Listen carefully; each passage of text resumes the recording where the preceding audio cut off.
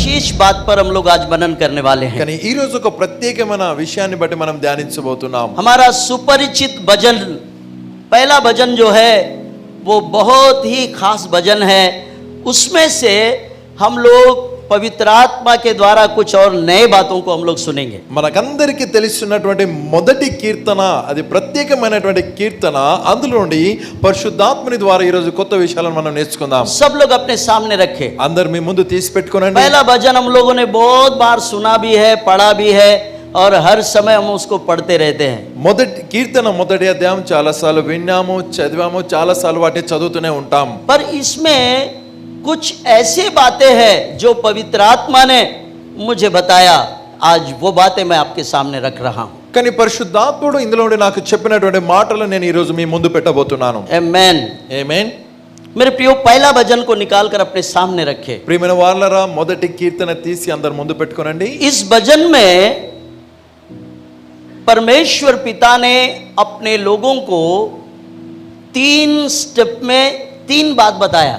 ఈ కీర్తనలో తండ్రి అయిన దేవుడు తన ప్రజలకు 3 భాగాలలో 3 విషయాలను చెప్పాడు. और इस भजन को मैंने 3 भागों में बांट दिया. మరి ఈ కీర్తనను 3 భాగాలలో నేను విభజించాను. आप अच्छी तरह से ध्यान दें इस पर. మీరు దీన్ని చాలా చక్కగా, నా ప్రియమైన వాళ్ళరా, मैं आपसे एक सवाल करता हूं. నేను మిమ్మల్ని ప్రశ్నిస్తున్నాను.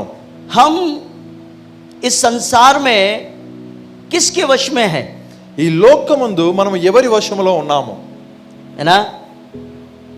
एक तो हम परमेश्वर के लोग हैं तो परमेश्वर के वश में है, ఒకట మనము దేవుని బిడ్డలమై ఉన్నందుకు దేవుని వశంలో ఉంటాం. और दूसरा రెండవది, ये संसार हमारा नहीं है. ఈ లోకము మనది కాదు. इस संसार को कोई दुष्ट इसका संचलन यानी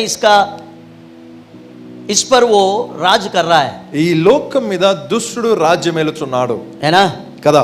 जब गेत्सेमनी के बगीचे में जब प्रभु यीशु मसीह को पकड़ने आए, तब प्रभु यीशु मसीह ने एक बात बोला, आपको याद होना चाहिए. గెత్సెమనే తోటలోనికి ప్రభువైన యేసుక్రీస్తును పట్టడానికి వారు వచ్చినప్పుడు ప్రభువైన యేసుక్రీస్తు అప్పుడు ఒక మాట అన్నాడు, మీకు జ్ఞాపకం ఉండాలి. ये संसार का सरदार आ गया है, ఈ లోక అధికారి వస్తున్నాడు, पर उसको मुझ पर अधिकार नहीं है. కానీ వానికి నా మీద ఏ అధికారం లేదు. तो वो दुष्ट का हम पर भी अधिकार नहीं है. అయితే ఆ దుష్టుని అధికారం మన మీదను లేదు. अच्छे से सुनो, జాగ్రత్తగా వినండి. जब प्रभु यीशु मसीह ऐसा कहे कि वो इस संसार का यानी इस दुनिया का वही है सरदार, ప్రభు యేసుక్రీస్తు అన్నాడు, ఈ లోకానికి అధికారి వాడే, ठीक है, సరేనా? पर उसका मुझ पर कोई अधिकार नहीं है. కానీ వాని అధికారం నాకు वचन లేదు. का पहले ही वचन में మొదటి కీర్తనలోని మొదటి వాక్యములో आप अगर पढ़ेंगे, మీరు ఒకవేళ చదివితే वहां पर कुछ बातों से हमें बचने की हिदायत परमेश्वर दे रहा है. కొన్ని మాటల నుండి, కొన్ని విషయాల నుండి తప్పించుకోవాలని మాట దేవుడు చెప్తున్నాడు. अगर आप इसको सीधा पढ़ते हैं तो एक ही बात नजर आता है, దీన్ని చక్కగా చదివితే ఒకే మాట మీకు కనిపిస్తుంది, एक ही बात दिखता है. ఒకటే మాట కనిపిస్తుంది. क्या ही धन्य है वो पुरुष जो दुष्टों की युक्ति पर नहीं चलता और ना पापियों के मार्ग में खड़ा होता और ठट्टा करने वालों की मंडली में बैठता है. దుష్టుల ఆలోచన చొప్పున నడవక, పాపుల మార్గమున నిలవక, అపహాసకులు కూర్చుండు చోటను కూర్చుండక, हाँ, యెహోవా ధర్మశాస్త్రమునందు. मेरे प्रियो, मैं पहला वचन का पहला स्टेप यानी पॉइंट नंबर 1 का बता रहा हूं. यहां पर आप जब पढ़ते हैं, परमेश्वर पिता इस संसार में जीने वाले हम विश्वासी भाई और बहनों को बचाने के लिए ये हिदायत दे रहा है. తండ్రి అనే దేవుడు ఈ లోకములో బ్రతుకుతున్న విశ్వాసులమైన సహోదరి సహోదరులమైన మనల్ని కాపాడడానికి దేవుడి సలహా ఇస్తున్నాడు. हम उसके बच्चे हैं, మనం ఆయన బిడ్డలము, हमें वो बचाना चाहता है. ఆయన మనల్ని కాపాడాలనుకుంటున్నాడు. हमें वो बुराई से और बुराई की संगति से हमें दूर रखना चाहता है. చెడుతనం నుండి, చెడ్డ సహవాసం నుండి దూరం ఉంచాలనుకుంటున్నాడు. वचन का पहला वचन हमारे परमेश्वर पिता ने हमको सावधान करने के लिए बताया. ఈ మొదటి కీర్తనలోని మొదటి వాక్యాన్ని మన తండ్రి అయిన దేవుడు మనల్ని జాగ్రత్త పరచడానికి చెప్తున్నాడు. अगर इनसे आप सावधान रहोगे వీటి నుండి వీటిని బట్టి మీరు జాగ్రత్త పడితే तो आप एक अच्छे विश्वासी बनकर जिएंगे. మీరు ఒక మంచి విశ్వాసులు. यहाँ पर 3 ग्रुप है अलग अलग. ఇక్కడ 3 గుంపులు ఉన్నాయి, వేరు వేరు. आप अच्छे से देखो बाइबल में. బైబిల్లో చక్కగా చూడండి. पहला ग्रुप, మొదటి గుంపు दुष्ट। దుష్టులు. दूसरा ग्रुप, రెండవ గుంపు చెప్పండి. ठीक है। సరే, अभी और तीसरा ग्रुप, మరి మూడవ గుంపు कितने ग्रुप नजर आए यहां पर आपको? अभी ఎన్ని గుంపులు మీకు ఇక్కడ కనబడుతున్నాయి? आप ఇప్పుడు पहले से भजन संहिता पहला भजन पहला वचन ऐसे ही पढ़ लेते थे, మొదటి నుండి మొదటి కీర్తన మొదటి వచనాన్ని ఇట్లనే చదివేస్తాం, पढ़कर निकल जाते थे। చదివి వెళ్ళిపోతాం. लेकिन కానీ पवित्र आत्मा ने बताया పరిశుద్ధాత్ముడు చెప్పినాడు, ये तीनों अलग अलग पाप के ग्रुप है। ఈ మూడు గుంపులు ఏవైతున్నాయో వేరు వేరు పాపాలు చేసి ఉన్నాయి. 3 ग्रुप है। మూడు గుంపులు ఉన్నాయి. अब ये 3 ग्रुप एक ही टाइप के पाप वाले हैं क्या? ఈ మూడు గుంపుల వారు ఒకే రకమైన పాపం చేస్తున్నారా? कैसे पाप के ग्रुप है ये? ఈ ఎలాంటి పాపాల గ్రూపులు ఇవి? पहला भजन में परमेश्वर पिता ने पहले दुष्टों को आपके सामने रखकर सावध किया कि दुष्टों से बचे रहो। మొదటి కీర్తన మొదటి వాక్యములోనే దుష్టులను మీ ముందు నిలబెట్టి చెప్తున్నాడు, దుష్టులను బట్టి జాగ్రత్త. दुष्टों का ग्रुप, దుష్టుల గుంపు. ठीक है। సరేనా? आप तो परमेश्वर के बच्चे हैं, మీరైతే దేవుని పిల్లలు, आप परमेश्वर के बच्चे हो, మీరు దేవుని బిడ్డలు. पर दुष्ट का आप पर कोई अधिकार नहीं है। మీ మీద దుష్టుని ఏ అధికారం లేదు. पर आपके चारों ओर उसने अपने चेले खड़े किए हैं। మీ నలువైపులా వాడు తన శిష్యులను నిలబెట్టాడు. क्या बोलते हैं आप अभी? మీరేమంటారు? ये शैतान के ग्रुप है। ఈ సాతానుని గుంపిది. अब दुष्ट किसका है? దుష్టు ఎవని వాడు? उसका ही है। వానోడు. पहला ग्रुप जो है दुष्टों का ग्रुप, మొదటి గుంపు ఏదైతుందో అది దుష్టుల గుంపు. और दूसरा రెండవది पापियों का, పాపుల గుంపు. तीसरा మూడవది ठट्टा करने वालों की मंडली। అపహాసకుల గుంపు. अब ये तीनों पाप एक जैसे ही है क्या? ఈ మూడు పాపాలు ఒకే విధంగా ఉన్నాయా? अब बताओ आप लोग। చెప్పండి మీరు. अलग अलग है ना? వేరువేరుగా ఉన్నాయి కదా? बिल्कुल बिल्कुल अलग है పూర్తిగా వేరువేరుగానే ఉన్నాయి. मेरे प्रियो, నా ప్రియమైన వారు, परमेश्वर के बच्चों, దేవుని పిల్లలారా, आपको परमेश्वर इस संसार में ये दुष्ट के तीनों ग्रुपों से बचाने की बात कर रहा है। पहला भजन पहला वचन, మొదటి కీర్తన మొదటి వాక్యంలో దేవుడు మిమ్మల్ని ఈ లోకంలో ఈ దుష్టుని గుంపు నుండి కాపాడడానికి 3 మాట్లాడుతున్నాడు. प्रकार के ग्रुप, 3 प्रकार के शैतानी सेना आपको घेरे हुए हैं, आपको जान लेना चाहिए। మూడు రకాల గుంపులు, మూడు రకాల సాతానుని సైన్యము నిన్ను ఆవరించుకొని అని నువ్వు తెలుసుకోవాలి. उसका काम आपको खराब करना, आपको गिरा नहीं है। వాని పని ఏంటంటే నిన్ను పాడు చేసి నిన్ను పడేయడం. अच्छे विश्वासियों को खराब करने वाला जो ड्यूटी लिया है वो वही शैतान और अंधकार की ताकतों ने लिया हुआ है। మంచి విశ్వాసులను పాడు చేసేటువంటి ఉద్యోగం ఏదైతుందో సాతానుని చీకటి శక్తులే తీసుకున్నాయి. इसीलिए అందుకని हमारे परमेश्वर पिता ने हमको खोलकर बताया, देख तेरे चारों ओर ये तीनों झुंड तुम्हारे बीच, उनके बीच में तुम हो, और तुम्हारे चारों ओर ये तीनों टाइप के ग्रुप्स है। అందుకని మన తండ్రి అనే దేవుడు మనకు తెరిచి చెప్తున్నాడు ఏంటంటే మీ నలువైపులా ఈ మూడు రకాలైనటువంటి గుంపులు మీ మధ్యలో ఉన్నాయి. ఉన్నాయి, आपको पता ही नहीं है। మీకు తెలియదు. इसलिए परमेश्वर पिता ने और पवित्र आत्मा ने हमें स्पष्ट करके दिया कि ये तीनों ग्रुप आपके इर्द गिर्द, आपके चारों तरफ ही है। అందుకని తండ్రి అయిన దేవుడు పరిశుద్ధాత్ముడు మనకు స్పష్టీకరణ చేసి చెప్తున్నాడు ఏంటంటే ఈ మూడు రకాల గుంపులు మీ ఇరువైపులా నలువైపులా ఉన్నవి. आपके चारों ओर रहेंगे, మీ నలువైపులా ఉంటాయి. क्योंकि आप दुष्ट के संसार में हैं। ఎందుకనగా దుష్టుని లోకంలో మీరున్నారు. आप इस संसार के नहीं हैं। మీరు ఈ లోకస్తులు కారు. आप इस संसार के अगर होते మీరు ఈ లోకస్తులై ఉంటే तो आप जरूर उसके साथ में दोस्ती कर మీరు लेते, తప్పకుండా వానితో మిత్రత్వాన్ని కలిగి ఉండాలి. लेकिन आप उससे कभी दोस्ती नहीं कर सकते। కానీ మీరు వానితో ఎన్నటికీ మిత్రత్వం చేయరు. क्योंकि ఎందుకనగా वो झुंड जो है सबसे पहले वो दुष्ट है, दुष्ट दुष्ट दुष्ट ఆ గుంపు ఏదైతుందో మొట్టమొదటిగా వాడు దుష్టుడు.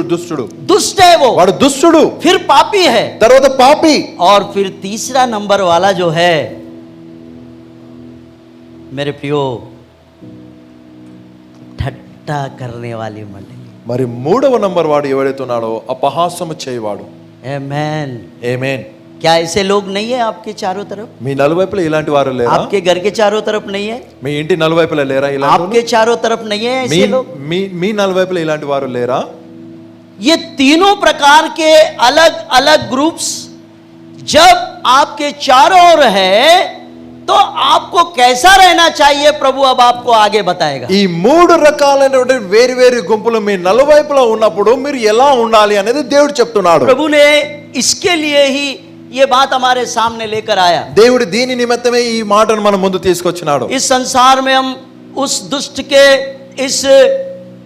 इस अशुद्ध वातावरण में जी रहे हैं। ఈ దుష్టుని అపవిత్రమైన వాతావరణంలో బ్రతుకుతున్నాం మనం. संसार जो है वो दूषित है, లోకం అనేది కలుషితమైనది. लेकिन उसमें ही आपको जीना है। కానీ అందులోనే నీవు బ్రతకాలి. उसमें जीकर भी అందులోని బ్రతికే आप अपने आप को शुद्ध और पवित्र बनाए रखना है। నీకు నీవు శుద్ధిగా మరి పరిశుద్ధంగా ఉంచుకోవాలి.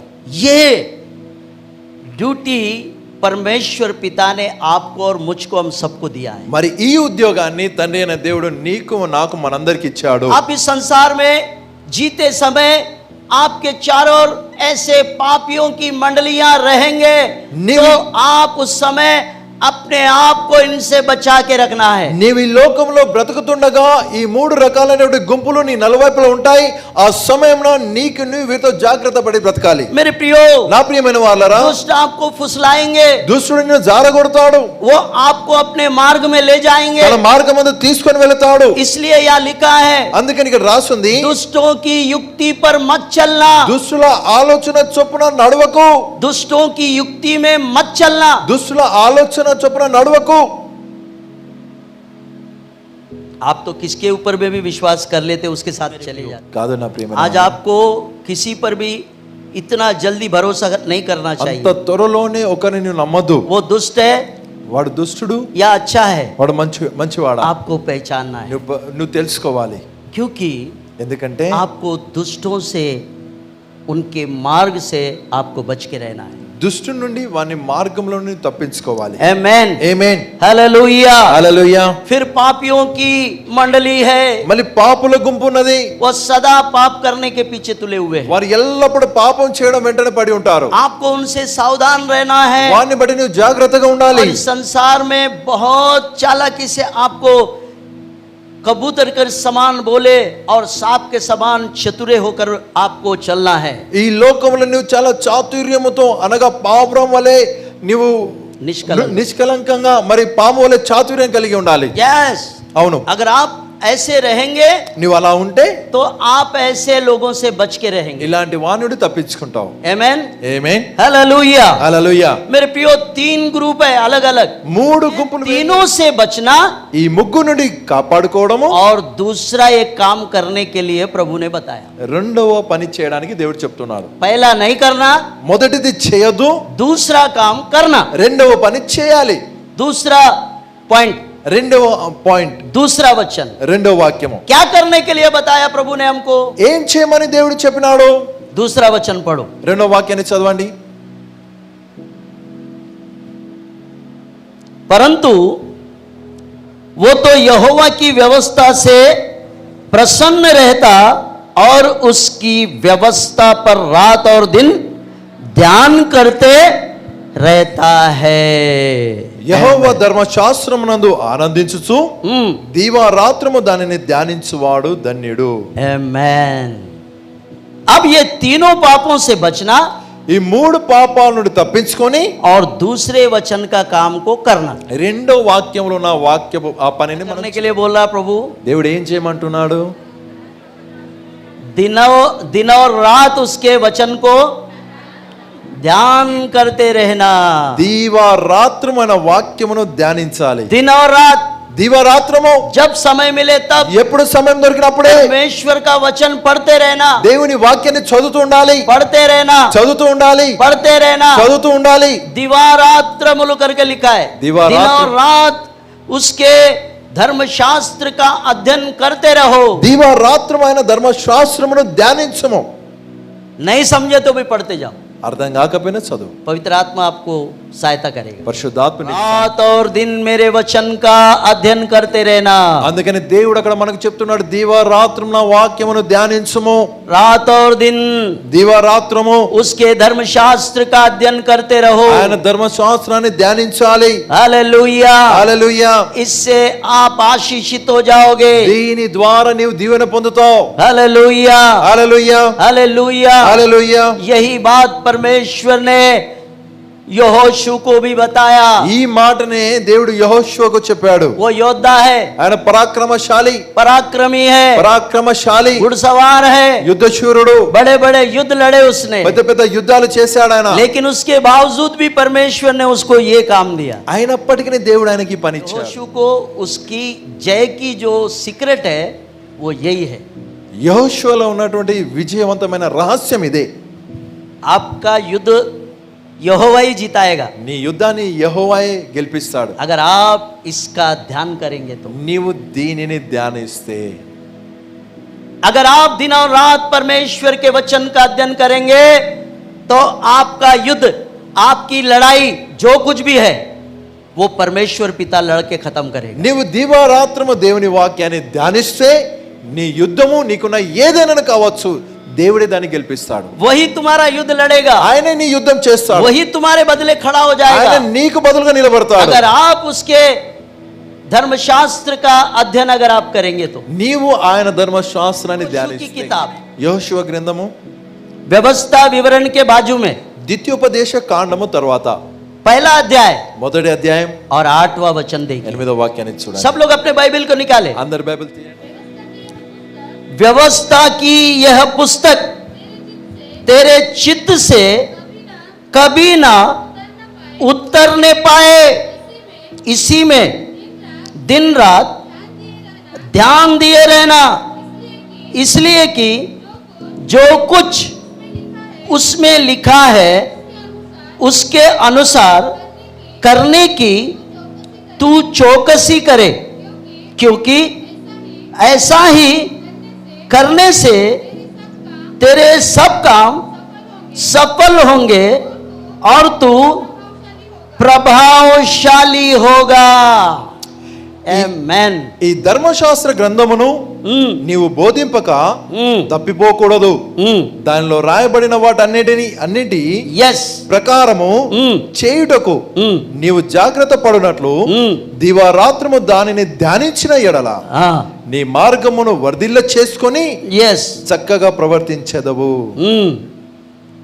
क्या बात. जो कुछ इसमें लिखा हुआ तू पढ़ रहा है उसको अपने जीवन में पूरा करने की चौकसी करना.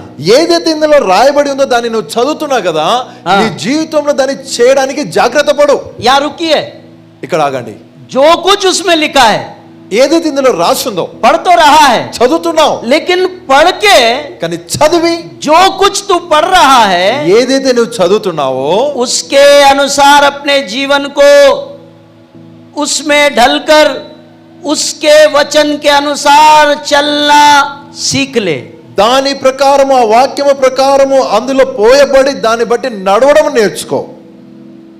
तब तू అప్పుడు నీవు प्रभावशाली व्यक्ति बनेगा. అనగా నువ్వు చక్కగా ప్రవర్తిస్తావు. उसके बाद అటు తర్వాత तेरा हर काम सफल हो నీ जाएगा. ప్రతి మార్గము వర్ధిల్లును. जानते हो తెలుసా, आज हमारे काम सफल क्यों नहीं हो रहे? ఈ రోజు మన పనులు ఎందుకు వర్ధిల్తలేవు? आप एक प्रभावी पुरुष क्यों नहीं ఒక दिखते? ప్రభావ పురుషునిగా ఎందుకు అవుతలేవు? आप एक प्रभावशाली स्त्री के समान क्यों नहीं दिखते? ప్రభావశాలి స్త్రీగా నీవు ఎందుకు కనిపించడం లేదు? क्यों लोग आपसे प्रभावित नहीं होते? ఎందుకని ప్రజలు నిన్ను బట్టి ప్రభావితులు అవుతలేరు? जानते हो, తెలుసా, सिर्फ एक ही बात के कारण. ఈ యొక్క మాటను బట్టి आप उसकी व्यवस्था की पुस्तक को दिन और रात ध्यान करना और उसको अपने चित्त में चढ़ाना. నీవు ఆయన ధర్మశాస్త్రమును దీవారాత్రము ధ్యానించి దాన్ని మనసుకు ఎక్కించుకోవాలి. अपने चित्त में चढ़ाना, మనసుకు ఎక్కించుకోవాలి.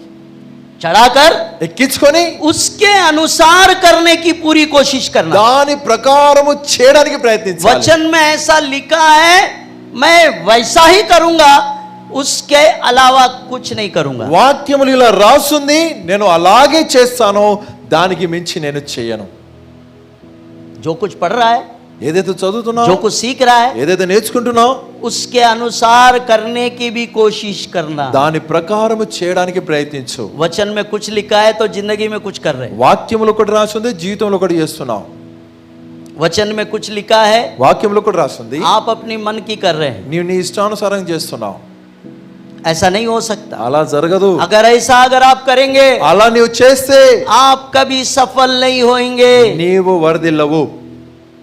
साफ लिखा है, స్పష్టంగా రాసింది. तू प्रभावशाली होगा నీవు ప్రభావశాలి అవుతావు, और तेरा हर काम सफल होगा। మరి నీ ప్రతి పని వర్ధిల్లును. अगर तू युद्ध में जाएगा యుద్ధానికి నీవు వెళ్తావా, तो युद्ध में तू सफलता को प्राप्त करके जय का झंडा लेकर वापस लौटेगा। యుద్ధంలో వర్ధిల్లి జయ ధ్వజాన్ని ఎత్తుకొని आप हर काम में सफलता को प्राप्त करेंगे। నీవు నీ ప్రతి పనిలో వర్ధిల్లుతావు. कितने लोग सफलता प्राप्त करना चाहते हैं? ఎంతమంది వర్ధిల్లాలనుకుంటున్నారు? अपने परिवार में, अपने घर में, अपने कामों में, మీ కుటుంబంలో, మీ ఇంటిలో, अपने మీ పనుల్లో, business में, మీ వ్యాపారంలో, आपके बिजनेस में మీ వ్యాపారంలో हो सकता है। కావచ్చు. परमेश्वर ने आपको बिजनेस के लिए नहीं बुलाया, आपका वृत्ति नहीं है वो, అది నీ వృత్తి కాదేమో, దేవుడు నిన్ను దాని కొరకు పిలవలేదేమో. परंतु కానీ अगर परमेश्वर ने चाहा तो वो उसमें भी आपको सफलता देगा। దేవుడు కోరుకుంటే అందులో నీకు సఫలం ఇస్తాడు. ऐसा कोई क्षेत्र नहीं है जो वो आपको सफलता नहीं देगा। నిన్ను వర్ధిల్లింపజేయని వర్గం అనేది ఏది లేదు. नहीं है, లేదు. कोई किताब नहीं है, आप सफल नहीं होंगे। నువ్వు ఎలాంటి పుస్తకం లేదు. నీవు आप अगर परमेश्वर का वचन दिन और रात अध्ययन करेंगे, मनन करेंगे, पढ़ते रहेंगे, तो आप कोई भी काम में फेल कभी नहीं होंगे। आप सफलता ही सफलता को प्राप्त करेंगे। దివారాత్రము దేవుని వాక్యాన్ని ధ్యానిస్తూ చదువుతూ ఉంటే నీవు ఏ పని అందైనా నీవు అసఫలము కాక సఫలం పొందుతావు. आप प्रभावशाली होंगे, ऐसा लिखा है। నీవు చక్కగా ప్రవర్తిస్తావు. प्रभावशाली, ప్రభావశాలి మాటలు దేవుడు చెప్తున్నాడు. दूसरे वचन में उसने हमें काम करने के लिए बताया। काम यह है, रात और दिन मेरी व्यवस्था की किताब पर ध्यान लगाए रहे। రెండో వాక్యముందు ఆయన మనకు పని చేయమని చెప్పినాడు. పని ఏంటంటే దివారాత్రము ఆయన ధర్మశాస్త్రమును ధ్యానించాలి. अब तीसरी बात मैं आपके सामने रख रहा हूं। మూడో మాట నేను మీ ముందు పెడుతున్నాను. तीसरा वचन, మూడో వాక్యము. तीसरे वचन में మూడో వాక్యంలో ऐसा हम दुष्टों से बच के उसके वचन पर ध्यान दे के जब ऐसा हम जिएंगे, तब तीसरा पॉइंट में वो हमें आशीषों की बातों का चर्चा करके दे रहा है।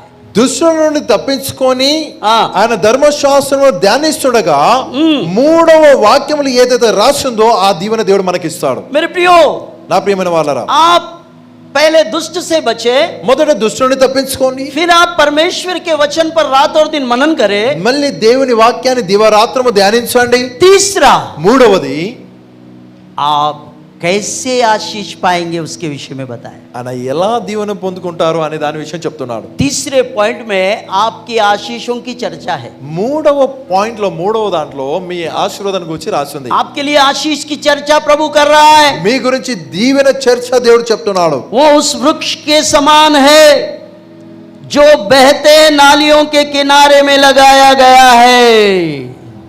हालेलुया। అతడు हाँ, నీటి కాలువల యోరను నాటబడినదై. आमेन। अब प्रभु आपको आशीष देने की बात कर रहा है। ఇప్పుడు దేవుడు దీవించేటువంటి మాట మాట్లాడుతున్నాడు. आपके विषय में क्या बोलता है वो? మీ విషయం ఏమంటున్నాడు ఆయన? वो उस वृक्ष के समान है जो बहते नालियों के किनारे में लगाया गया। అతడు నీటి కాలువల యోరను నాటబడినదై. आमेन। अब आपको आशीष दे रहा है प्रभु। ఇప్పుడు దేవుడు మిమ్మల్ని దీవిస్తున్నాడు. आपको कह रहा है మీతో అంటున్నాడు, आप बहते नाली के किनारे में लगाए गए पेड़ के समान जिएंगे। నీవు నీటి కాలువల యోరను నాటబడిన చెట్టు వలె జీవిస్తావు. वो अपने ऋतु में फलता है और अपनी ऋतु में फलता है, और जिसके पत्ते कभी मुरझाते नहीं। इसलिए जो कुछ वो पुरुष करे वो सफल होता है। ఆకు వాడక తన కాలమందు ఫలమిచ్చు చెట్టు వలె నుండును, हाँ, అతడు చేయనదంతయు సఫలమగును. शाबाश। क्या बोलते हैं आप लोग? మీరేమంటారు? कैसी आशीष प्रभु ने आपको दिया है। ఎలాంటి దీవెన దేవుడు మీకు ఇచ్చాడు? आप सदा बहते नाली के किनारे में यानी परमेश्वर के किनारे में लगाए हुए पेड़ के जैसा रहेंगे। నీవు ఎల్లకాలము నీటి కాలువల యోరను అనగా దేవుని యోరను పెట్టబడిన చెట్టు వలె ఉంటావు. यस, उसके पत्ते कभी मुरझाएंगे नहीं। వాటి ఆకులు ఎన్నటికి వాడవు. आमेन। ఆమేన్. आप सदा हरे भरे रहेंगे। ఎల్లప్పుడు పచ్చగా ఉంటావు. आपका परिवार सदा हरा भरा रहेगा। నీ కుటుంబము ఎల్లప్పుడు పచ్చగా ఉండును. आपके परिवार में कोई अशांति, कोई असमाधान की बातें, कोई ऐसे गलत बातें आपके परिवार में नहीं నీ रहेंगे। కుటుంబంలో అశాంతి, అసమాధానము, తప్పుడు మాటలు ఉండవు. मेरे प्रियो, నా ప్రియమైన వాళ్ళారా, आप अपने ऋतु में अब फलना शुरू कर देंगे। మీరు మీ కాలమందు ఫలిస్తారు. आपका काल, आपका ऋतु आ गया है। మీ కాలము వచ్చినది. आपकी ऋतु अब आया है। ये మీ కాలం ఇది. आपकी ऋतु है। ये ఇది మీ కాలము. फलने का समय है। ఫలించే సమయము. क्योंकि आप परमेश्वर के किनारे में लगाए गए पेड़ है। आप ఎందుకనగా నీవు దేవుని యోరను నాటబడిన చెట్టువు. पेड़ का मतलब पेड़ नहीं है। చెట్టు అంటే చెట్టు కాదు. आप और मैं, నీవు हमारे మరి पत्ते कभी मुरझाएंगे? మన ఆకులు వాడుతాయా? हमारा परिवार कभी मुरझेगा? మన కుటుంబం వాడుతుందా? వాడిపోతుందా? हमारे बाल बच्चे मुरझाए हुए మన रहेंगे? పిల్లలు వాడిపోయినట్లు ఉంటారా? हमारे बच्चे మన పిల్లలు सदा लहलहाते रहेंगे। ఎల్లప్పుడు हम परमेश्वर के आशीषों में जीने वाले लोग हैं। మనము దేవుని ఆశీర్వాదాలలో బ్రతికే వారము. मेरे प्रियो, నా ప్రియమైన వాళ్ళారా, आप परमेश्वर के बच्चे हो। మీరు దేవుని పిల్లలు. आप आशीषों में जीने वाले लोग మీరు हैं। ఆశీర్వాదాలలో బ్రతికేవారు. आप अपने ऋतु में फलते जाओ। మీరు మీ కాలమందు ఫలించాలి. నా ప్రియమైన వాళ్ళారా, ये भजन का 3 स्टेप, पहला, दूसरा, तीसरा। ఈ కీర్తనలో ఉన్న 3 భాగాలు, మొదటిది, రెండవది, మూడవది. हर भजन में कुछ ना कुछ परमेश्वर ने रखा है। ప్రతి కీర్తనలో ఏదో ఒకటి దేవుడు ఉంచాడు. कई बार हमने इस पहला भजन को पढ़ के देखा, ఎన్నో సార్లు మొదటి కీర్తనను చదివి చూసినాం. लेकिन जब पवित्र आत्मा कुछ बताता है, కానీ పరిశుద్ధాత్ముడు చెప్తుండగా वो एक्स्ट्राऑर्डिनरी बताता है। మరి ప్రత్యేకంగా చెప్తూ ఉంటాడు. आमेन, ఆమేన్. हालेलुया। आज आपने क्या नई बात सीखी और आपसे परमेश्वर ने कैसे वचन के द्वारा बातचीत की? हमें आप कमेंट्स द्वारा हमें बता सकते हैं। हमारे नए वीडियोस को देखने के लिए हमारे चैनल को सब्सक्राइब करें। प्रार्थना, विनती और अन्य जानकारी के लिए दिए गए नंबरों पर संपर्क करें।